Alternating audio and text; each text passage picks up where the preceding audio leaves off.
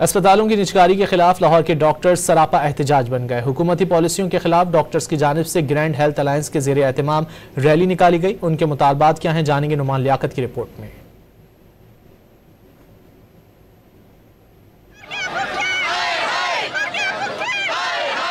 لاہور میں سرکاری اسپتالوں کی مجوزہ نجکاری کے خلاف ڈاکٹرز، پیرامیڈک سٹاف سمیت دیگر شعبہ جات کے ہزاروں ملازمین نے بھرپور احتجاج کیا۔ گنگا رام اسپتال سے احتجاجی ریلی نکالی گئی جو پنجاب اسمبلی کے باہر اختتام پذیر ہوئی۔ مظاہرین نے ہاتھوں میں بینرز اور پلے کارڈز اٹھا رکھے تھے۔